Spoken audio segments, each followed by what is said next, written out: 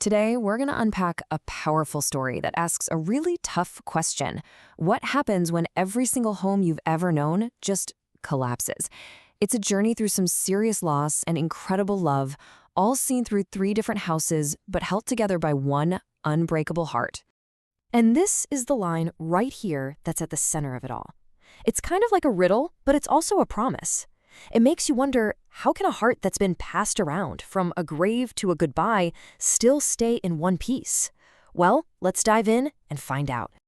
So the story kicks off where a lot of stories of hardship do, with a sudden loss. The kind that just shatters your world and leaves a deafening silence in its wake. What's so brutal here is just how fast it all happens. First, the narrator's mother dies. And then, instead of comfort, the pain just gets worse. Their father doesn't just fail to be there for them. He literally walks out.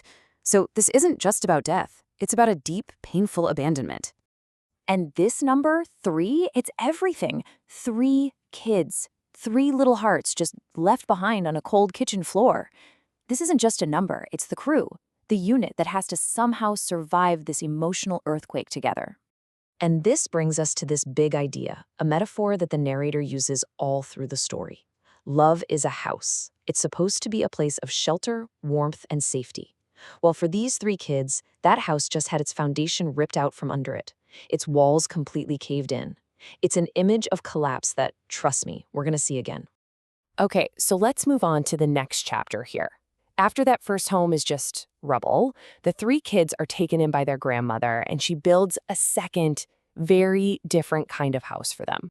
What's so amazing here is the contrast. I mean, on one hand, this second home was full of hardship. You got bills stacked high, some nights there wasn't enough food. But on the other hand, there was just so much love. What they didn't have in money, their grandmother gave them in pure affection. Even when her own hands shook, she held them tight. And this line, wow, it just perfectly shows the kind of magic she worked.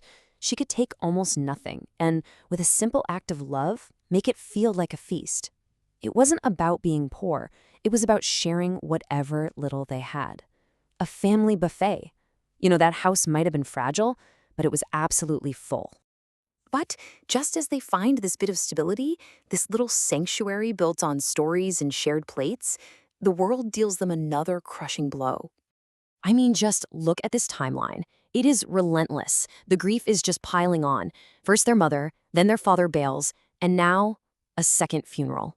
The one person who rebuilt a home for them is also gone. The second house has fallen. And you can just feel the weight of that, can't you? This isn't just sadness anymore. This is feeling like you're being targeted by the entire universe.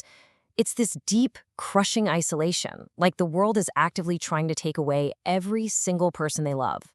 But right there, in that moment of just total despair, another voice cuts through. Their aunt steps in.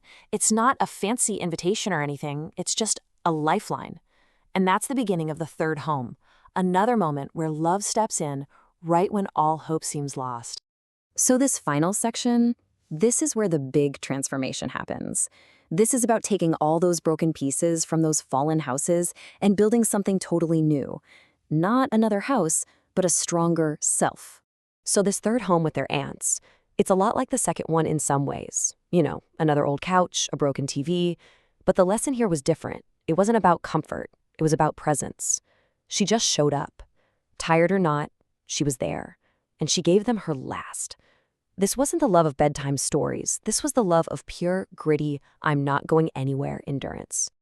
And here we go. This is the second huge metaphor in this piece. And honestly, it's a game changer. Pain is no longer just this thing that destroys you. It becomes a tool. It's a map. And once you learn how to read it, it can actually guide you. Every scar, every loss becomes a landmark. So you see, the narrator isn't just surviving the pain anymore. They're navigating with it.